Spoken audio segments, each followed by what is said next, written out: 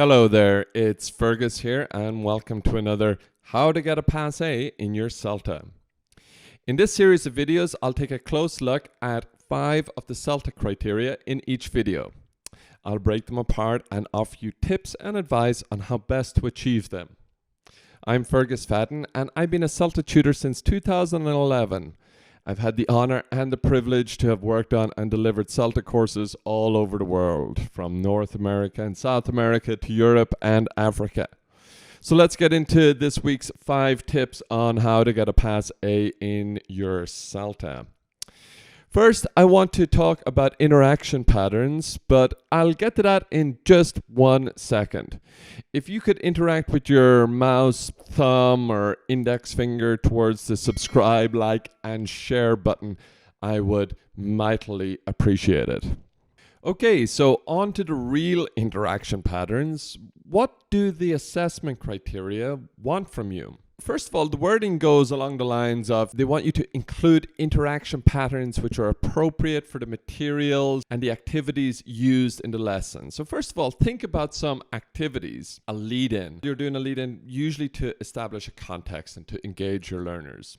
So then the criteria goes on a little bit further and then it asks you to identify and state interaction patterns for each stage. So the lead-in or the gist question, or if it's a language lesson, the control practice. And in the procedure of your lesson plan, for example, it's going to ask you to state things like teacher-student or student-student or students working in pairs or students work in groups. You just need to think about how the students will interact with the activity, and then that needs to be reflected in your procedure. Following from this, you really should think about what makes for effective materials. So the criteria asks you to ensure a balance and a variety and, most importantly, a communicative focus, because after all, the CELTA is based around the communicative approach. So it looks for a communicative focus in materials, tasks, and activities. Basically, the students need to have a reason to do the tasks that they're doing. They can't just go back to a reading text and lift the answer. If they can do that without understanding something. Another way to think about it is sometimes what's called the information gap. There needs to be an information gap between the students, which creates real communication. So you also need to ensure that balance between teacher input and the student input. You need to ensure that there is a balance between the teacher-led activity, but ultimately handing it over and making it a student-centered activity. I sometimes like to say to trainees, think about the activity like hotcakes. You want to set it up and hand it over to the students sooner rather than later so it becomes more student-centered. You need to ensure that there's variety in terms of activity type in the lesson. So for example, there needs to be some oral as well as written practice, not just one or the other. There needs to be listening as well as oral practice. So you need to ensure that there is variety in terms of materials and tasks in the lesson itself. So I'm going to continue on about materials, but I'll get to that in just a second. If you're in need of a tutor to help you prepare to become an English language teacher, or maybe you need a teacher to help you prepare for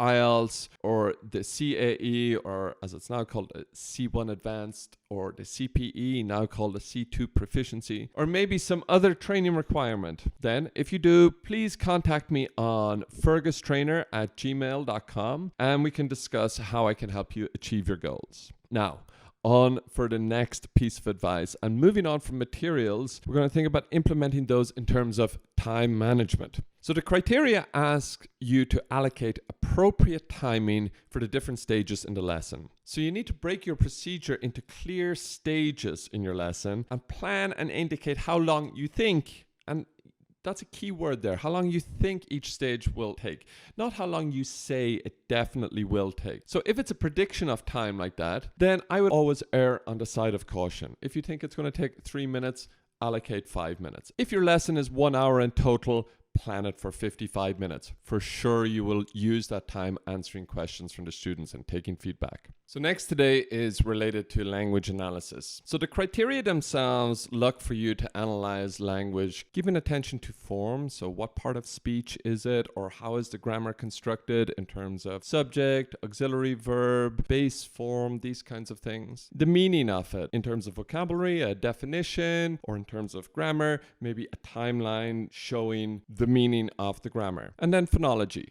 What is an important piece of phonology that the student needs to know about that piece of target language? The criteria also look for you to use correct terminology. So once again, words like noun, verb, adjective, auxiliary verb, subject, etc. So you need to show that you can analyze language in detail for any language focused on in a lesson. You need to show how the form will be clarified on the board and indicate how the concept will be established and checked. So I also have a video on concept checking questions, which I also encourage you to check out related to that. So also with regard to phonology, you need to indicate significant aspects of pronunciation relating to the language. So that could be something like a sound, or it could be the stressed syllable, or maybe the stressed word in a phrase. And last but not least, you need to be anticipating potential problems.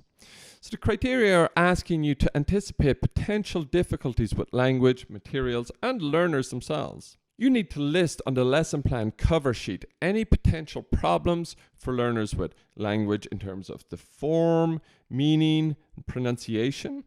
You need to also list on the cover sheet any potential problems the learners could have with the task. For example, are there going to be difficulties in terms of giving instructions because the task might be quite complex? So there you have it. Another 5 tips on how to get a pass A on your CELTA.